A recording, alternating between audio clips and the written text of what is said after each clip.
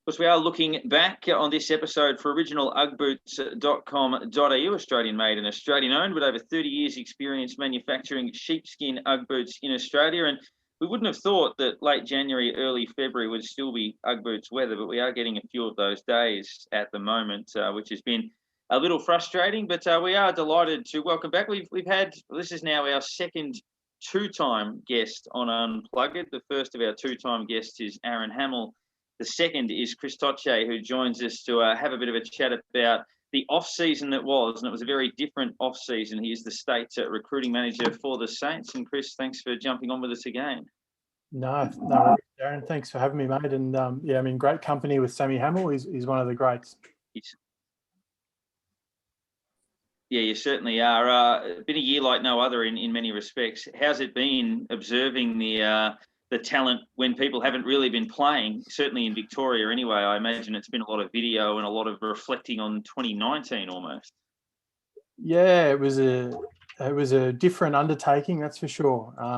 Very different to anything we've gone through in the past, obviously. But as you say, it was a lot of, trawling back through vision from 2019, really probably all the way back to 2017, looking at under 16s championship games for a lot of these boys. And the amount of vision we watched last year was frightening, really. But it was all we had. So we made the best of it. And myself and Chris Toce, we felt like come draft day that we were as well prepared as we could be given the circumstances. Mate, a year and a half ago, we had James Gallagher, Gags, join the club as the list manager. Have there been any major changes in the footy department or the scouting recruitment department this season, given the change in how footy clubs have had to be set up over the last year? Yeah. Look, it's obviously been, highly documented throughout the AFL that there's been a lot of change just due to COVID and the impact that's had on clubs and the soft cap and all that sort of stuff. We're pretty lucky at the Saints that in recruiting anyway that we ran pretty lean. But in saying that, sadly, there have been a couple of job losses through our department, and we really feel for those guys. It's a really hard one. I certainly feel really fortunate and lucky to be able to continue on working at the Saints and hopefully, ending up with some success on the back of all the hard work. And I guess the thing that we certainly reflect on now that the department has changed a little bit is that, those guys that aren't with us anymore, they're as big a part of this as what we are. Now, obviously, your position itself also would have probably changed through all this. I'm assuming a lot of it's been done by correspondence and videos and sitting down at the computer rather than being in the car and going off to watch off in the country somewhere or something like that. So what's kind of changed for yourself? Yeah, well, I guess the main thing was probably what we're doing right now, Zoom. Usually we'd get into every single home and interview all the kids that we're considering drafting and meet the family. Whereas last year, clearly with the restrictions, we weren't able to do that. So we basically just hit up Zoom almost 2 or 3 times a week. We'd schedule maybe 3 or 4 interviews with boys from Victoria and all across the country. And it was good. It was interesting. It was a bit different. I think we'll probably adopt a little bit of that moving forward, just as a time-saving exercise. But still where possible, we'd probably like to get in there face to face and meet people in person. But that was probably the major thing that was different. And then, as I touched on before, just the watching vision, rather than getting out there on the weekends and seeing it live was probably the major thing. But we still had some really loyal and incredibly hardworking part-time recruiters across the country that were helping us out last year and getting eyes on players in Western Australia and South Australia. That process there, the Zoom as opposed to the home visits, did it change what you were looking for a little bit? I imagine part of the home visits is getting to know the families and all of that sort of dynamic. Did your process change when it's on the other end of a computer screen in terms of what you were asking and what you were looking for and those sorts of things? Yeah, it's a good question. I reckon I think with Zoom, maybe there's the possibility for the person we're interviewing to be a little bit more rehearsed. And you probably feel, not that we're certainly one of the, you hear some wacky stories about clubs asking some, pretty funky questions of kids and putting them out of their comfort zone. We don't really do that too much. But certainly when you're face to face with someone, it's probably a little bit more intimidating than on Zoom. So yeah, we got some pretty polished interviews, that's for sure. That was probably the biggest thing that I noticed, was that the kids were probably a little bit more polished and than usual. We had pick number 26, I think it was, after all the trades were done, the compensation picks, and then there were academy bids throughout the draft night as well. What was the plan going into draft night? And did you have, when you've got picks that late, what does your draft board look like? Yeah, we still go in with our draft board ranked from 1 to say 50. So because you just never know. Like clearly, you end up going into draft night knowing roughly what the top 20 players is going to look like, but there are surprises. So we go in and we go in with our rankings, as I said, from 1 to 50 and just tick them off. Clearly you look at any opportunities on the night to maybe move up. If there's a player there, if a player that we've got ranked inside the top 10 is there still around pick 18, 19, 20, that's when you probably start to pick up the phone and make some calls to see whether there's something you can do. But I think, it was pretty well documented. We probably didn't have a lot of bullets to fire on draft night with our draft hand and probably not wanting to tamper too much with next year's draft hand. So, or this year's draft hand as it is now. So, yeah, we're a little bit limited with what we could do. I think Collingwood called about every team in the league. Did they call you at any point? Oh, I'm sure we spoke to them at some point. Yeah, they were pretty busy, weren't they? They had a big trade period. It was a trade every 5 minutes from then that night. It was crazy. Well, the frustrating thing was there were about 3 or 4 picks just before our pick.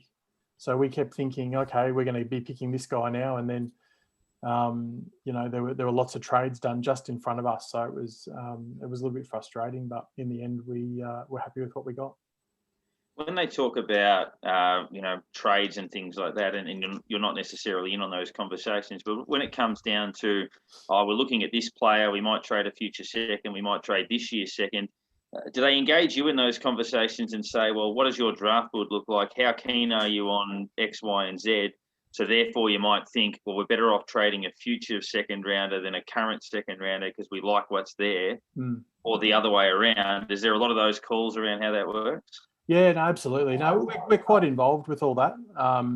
Gags is fantastic in terms of his, open door policy and, as a list management group, you sort of need a number of people having some input in it, and you don't really want it resting on one person. So, Gags will definitely ask us our views on this year's draft and next year's draft as well. We're always working sort of 1 year ahead.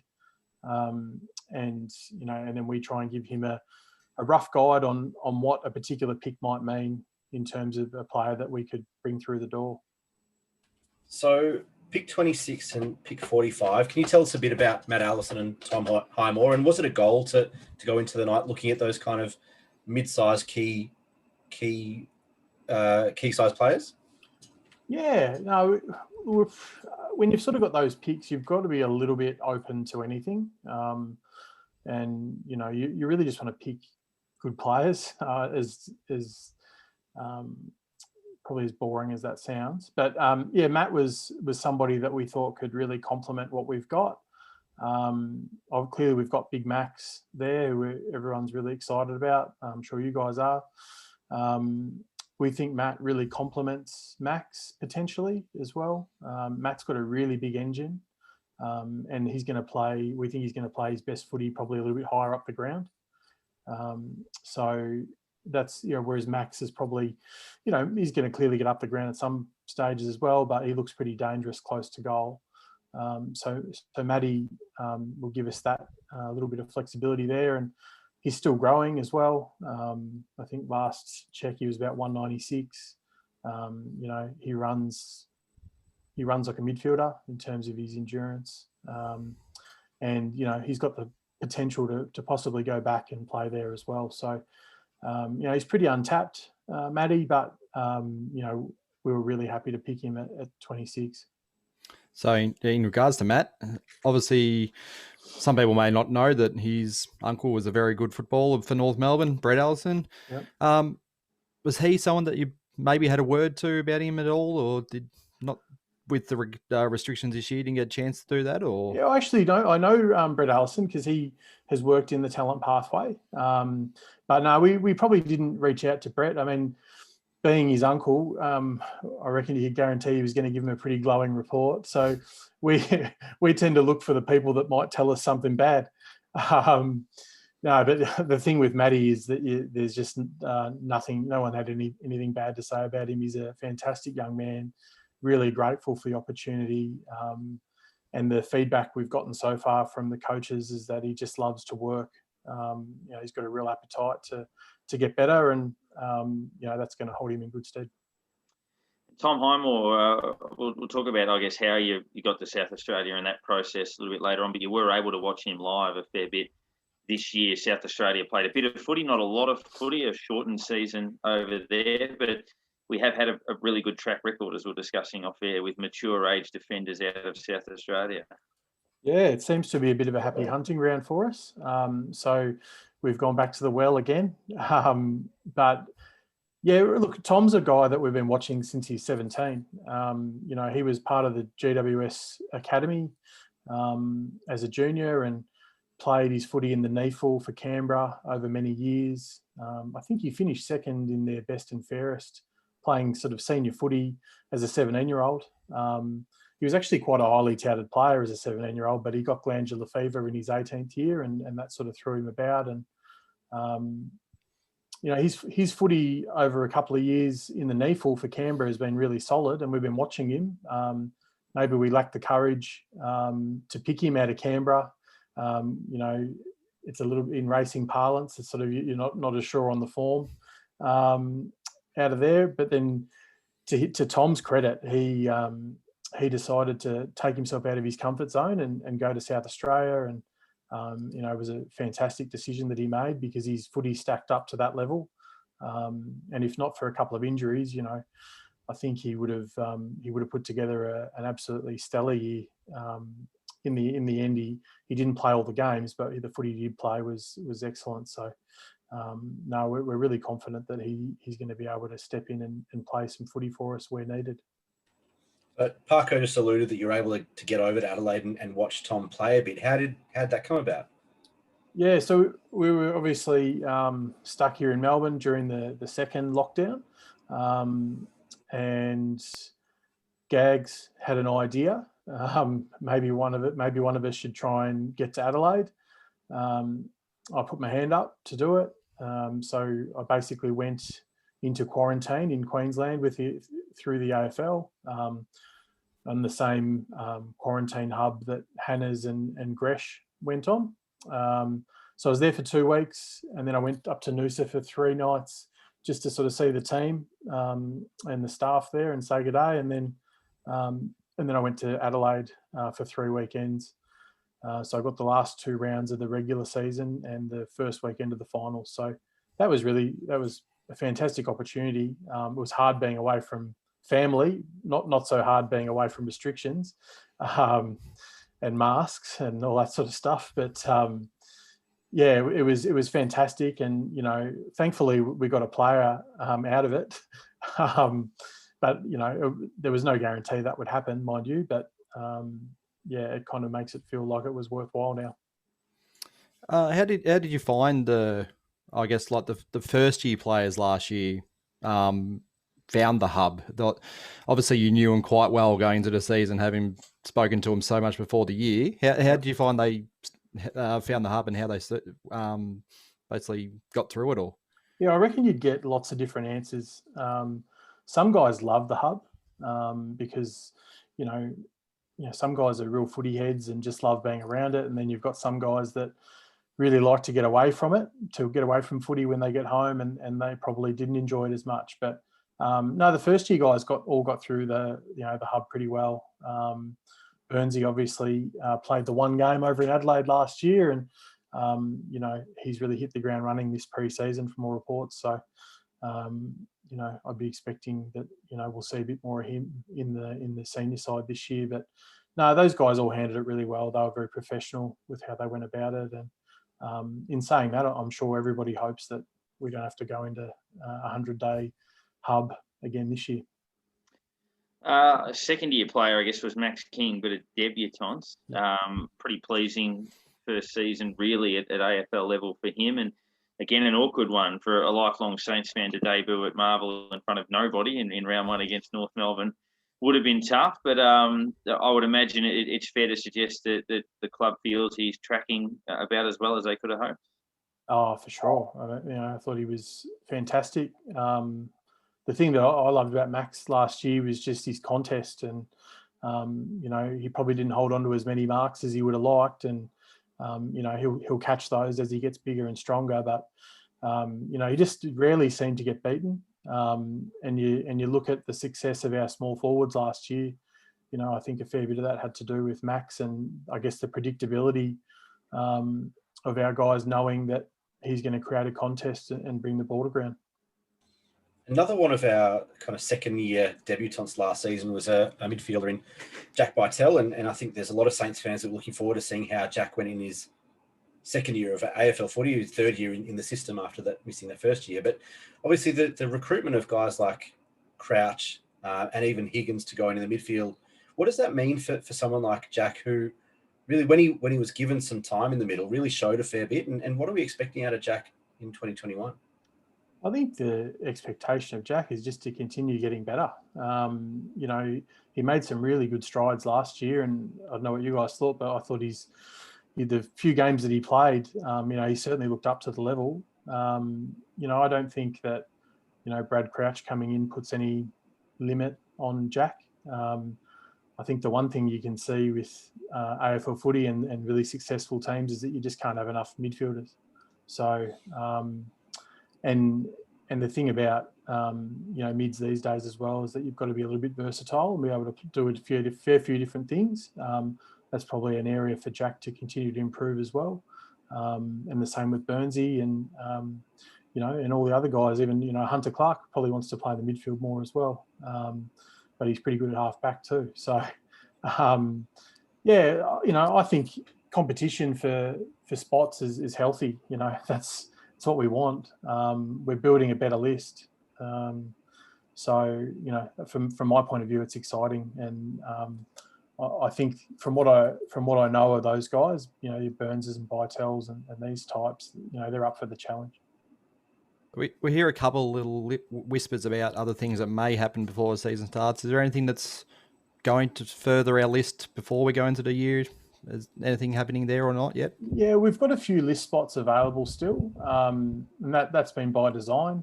Obviously, Mason Wood's training at the club at the moment, so he's got the opportunity to put his best foot forward and try and earn a spot on the list. But we really want to go into this year with some flexibility in terms of list spots. So we'll have a couple up our sleeve at least going into the year, and that way that we might have some scope to do something in the mid-year draft. If a 19-year-old kid suddenly jumps up and looks like we'd be happy to have him, then we've got that possibility to list somebody in the middle of the year, which would be good. The James Frawley situation, was that, I think most of us who watched the semi-final against Richmond, you could feel the loss of Carlisle in that game, obviously, where he didn't play, and Dougal Howard didn't lower his colours much over the course of the year, but Tom Lynch probably got him on that occasion. Was there a lot of motivation around that type of scenario where you're like, we're playing a team like Richmond that's got the two big boys, if one of our key backs are unavailable, Chip's got a lot of experience, he might be a player that in that type of situation could really help us out? Yeah, I think that's pretty fair, and obviously Rats and Ruffy have had a lot to do with him as well, and they know A, the calibre of player that he is, and B, the calibre of person that he is. So, clearly he's there to give us a chop out and to help the team. But I think, culturally as well, he's going to be really positive for the group from that point of view as well. But now that we're hopefully becoming a better team and started to be really competitive, I guess you don't want to get caught out in those situations, and that's why free agency and the trade's there for, I guess, is to address areas that you feel like you might need just a little bit more depth. You mentioned that culture thing, and this going back to the underage kids again, but you recruit someone like James Frawley, who comes from that culture at Hawthorn of winning and winning a lot. How much does that come into your computations and calculations when you're looking at kids, before the draft, as to what junior teams have come through, whether they've been, winning teams or losing teams? Does that come into into the conversation? No, it's a good question, Nick. Yeah, I think I know anyway. For personally, I'm always looking for guys that play well in big games and that perform under pressure. So sometimes guys can't help that they've been in unsuccessful teams, but if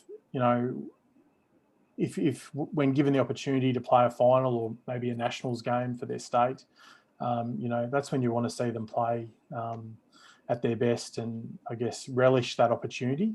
Some guys do and some guys don't. Like I think back to Clark and Caulfield. They were guys that played well in big games. Nick Caulfield had a really good championships, and he played for the Knights. They weren't so successful, but when he played for Vic Metro, he played a different role almost every single game, and always played well. And Hunter just had this will to win in every game that he played. And I think there was a final he played where he played his worst game of the year.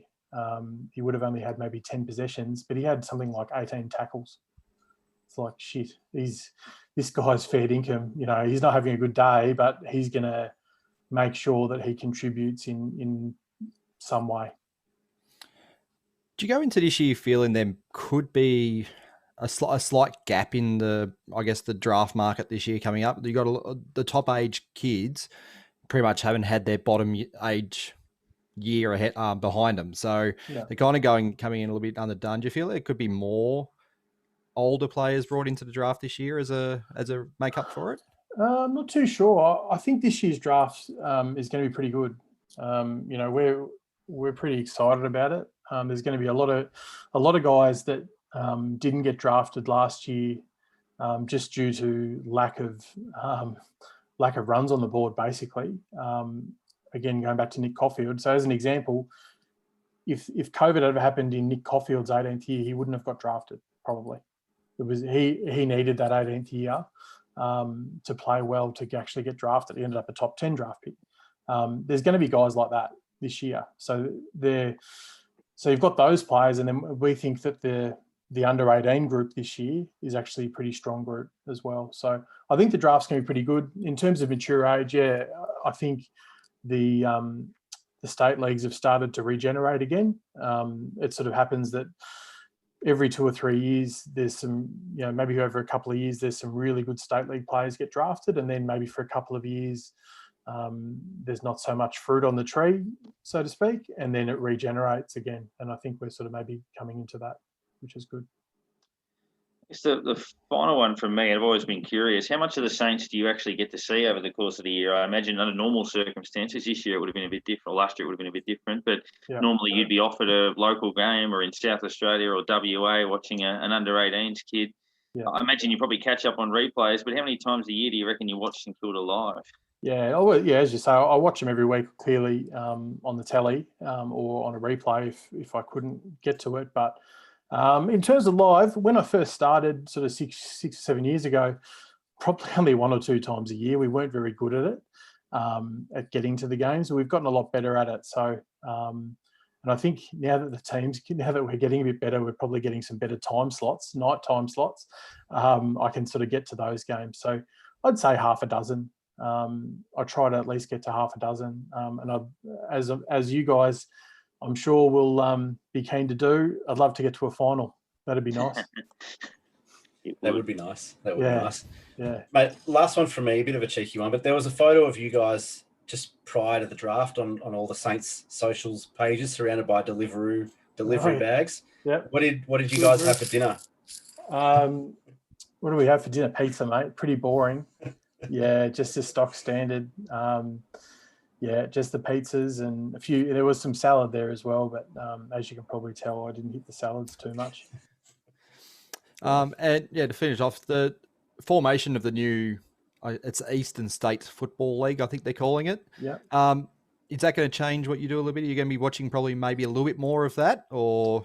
Yeah, I'm excited about it. I think, we watch a little bit of that. I think my portfolio will still mainly be looking at, the majority of the work I do will be looking at under 18s players, but clearly with your Wilkies and Highmores and these guys, we do cross over into those state league players as well. And now that our team in terms of our recruiting team at the club's changed a little bit, there'll probably be even more crossover into pro scouting and some mature age watching as well, which is good, keeps you interested and fresh, and you don't want to be watching the same guys every single week. It's nice to mix it up a little bit. Chris, thank you very much. I think one thing that we didn't touch on that I'm sure has been unfortunate for a lot of people is due to the list restructuring, probably a few more guys got delisted than otherwise would have been under a normal set of circumstances. But we certainly hope that we get some normality back soon in every sense. But well done on all of the work you guys have done putting the list together in recent years and helping this journey through to the finals that hopefully hangs around for a while. But appreciate you jumping on for the second time. No, thanks, guys. Appreciate you having me on. Thanks, mate.